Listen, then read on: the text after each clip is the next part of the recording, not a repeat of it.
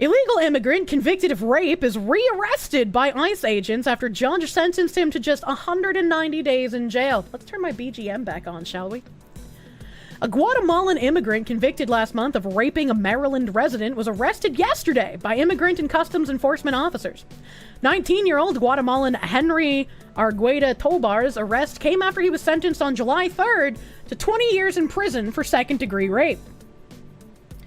However, the court then suspended all but 190 days of the prison sentence.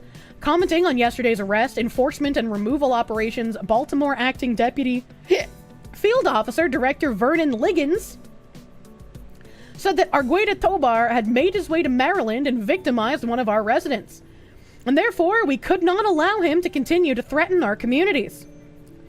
ERO Baltimore will continue to prioritize public safety by relentlessly pursuing unlawfully present sexual predators and egregious criminal non-citizens. According to an ICE press release in December 2023, the young man was arrested by the Charles County Sheriff's Office and was charged with rape in the second degree. ERO then issued an immigration detainer against him with Charles County Detention Center in La Plata. According to ICE, an immigration detainer is a request to state or local law enforcement agencies to put a hold on a person who is set to be released, so that ERO can assume custody for removal purposes in accordance with federal law. However, this request was not honored by Charles County Detention Center, which meant Argueda Tobar was released. Now, why would they do that? Why would they not honor the detention message? Why would they put him back out on the streets? I'm a little confused. Hello, Mokina lady. Hello. Sanctuary City, thanks. I hate it. Protein time, protein soon.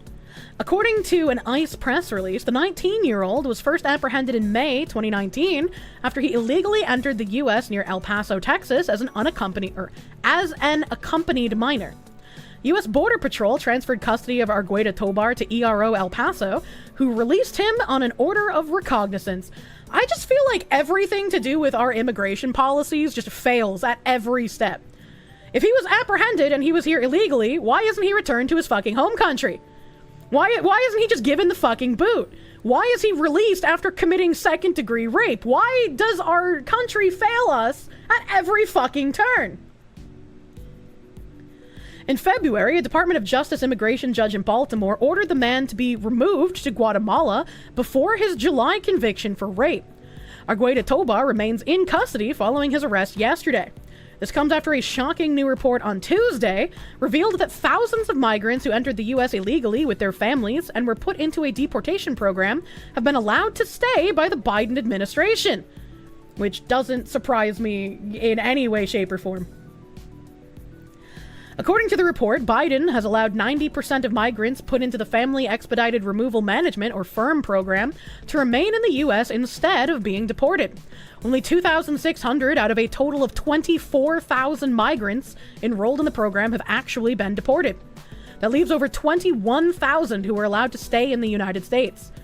Since FIRM began in May 2023, over 840,000 migrants traveling in family units have been apprehended by authorities at the border, according to ICE data reviewed by the House Homeland Security Committee. This means just a fraction of illegal migrants coming into the U.S. with their families were removed via the FIRM program. It wasn't immediately clear why every family unit wasn't immediately placed into FIRM removal proceedings. The flawed program is now catching the attention of top lawmakers in Congress who are demanding action. The same White House that is letting millions of illegals into our country is also refusing to deport them, Republican House Speaker Mike Johnson posted on X in response to the bombshell report. The Biden-Harris administration has no intention of enforcing our laws, and no amount of spin can cover it up.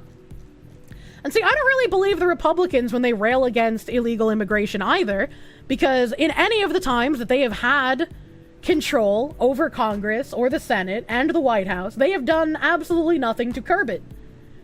What needs to happen is immediate deportations. We shouldn't be encouraging these people to stay here. We shouldn't be giving them benefits to stay here. We shouldn't be letting them off on their own recognizance because they're not going to show up to any hearings. Why are they not just caught and then put back in their home countries immediately? Need to elect Twump. Another man will deal with this. I can stay home and not worry about this. Weakness. Start dealing with it yourselves. That's a glowy message. You're glowing a little bit, man. You're a little bit glowy. You're a little bit glowy. I'll let my mods decide if you need to be banned. I don't know what your message history is like.